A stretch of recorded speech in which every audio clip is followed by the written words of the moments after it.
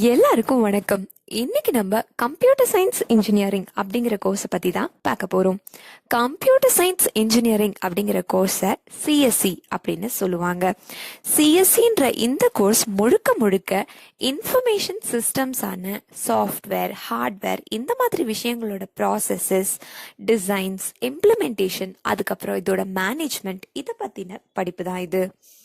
இந்த கோர்ஸோட டியூரேஷன் என்னன்னு பார்த்தீங்கன்னா எல்லா இன்ஜினியரிங் கோர்சஸ் மாதிரியும் இதுவும் 4 வருஷத்துக்கான கோர்ஸ் தான். இந்த கோர்ஸோட அட்மிஷன் ப்ராசஸ் 2 விதமாகவும் நடக்குது. ஒன்று மெரிட் பேஸ்ட், உங்களோட 12th ஸ்டாண்டர்ட் மார்க்கை வச்சும் அட்மிஷன்ஸ் கொடுக்குறாங்க.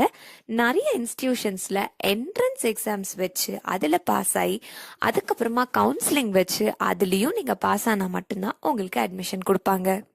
இந்த கோர்ஸோட எலிஜிபிலிட்டி, அதாவது இந்த கோர்ஸை நீங்கள் அப்ளை பண்ணுறதுக்கு உங்களுக்கு என்ன எலிஜிபிலிட்டி இருக்கணும்னு பார்த்தீங்கன்னா, நீங்கள் 10th ஸ்டாண்டர்ட் கண்டிப்பாக படிச்சிருக்கணும், 12th ஸ்டாண்டர்டும் கண்டிப்பாக படிச்சிருக்கணும். 12th ஸ்டாண்டர்டில் ஃபிசிக்ஸ், கெமிஸ்ட்ரி, மேத்தமெட்டிக்ஸ் இருக்க ஏதோ ஒரு சப்ஜெக்டை எடுத்து நீங்கள் படிச்சிருக்க வேண்டியது மிகவும் அவசியம்.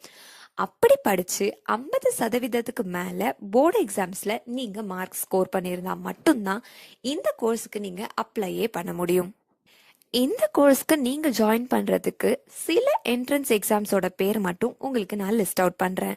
அந்த எக்ஸாம்ஸ் தான் JEE main, JEE advanced, VITEEE, BITSAT, BITSAT, அதுக்கப்புறம் கேட், ஜிஏடிஇ.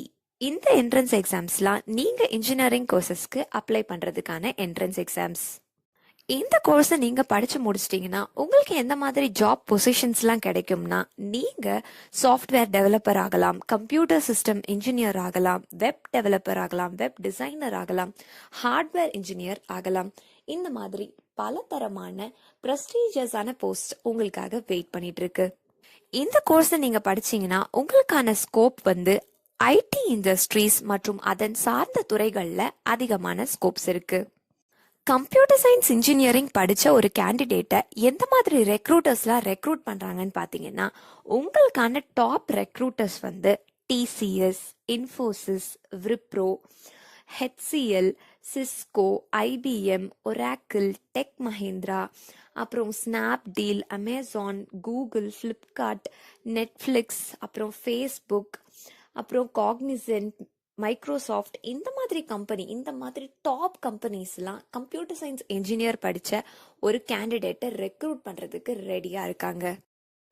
இந்த 4 வருஷத்தில் உங்களுக்கான மெயின் சப்ஜெக்ட்ஸ் என்னென்னு பார்த்தீங்கன்னா, computational mathematics, communication skills, operating systems, system programming, computer organisation, digital logics, micro processor and micro controller, compiler designing, computer networks, computer architecture, optimization techniques, designs and analyzations of algorithms, object-oriented systems, database management system, software engineering, business process logics, VLSI techniques, digital signal processing, soft computing, multimedia techniques, economics, artificial intelligence, internet technology, இந்த மாதிரி சப்ஜெக்ட்ஸ்லாம் நீங்க படிக்கிற மாதிரி இருக்கும்.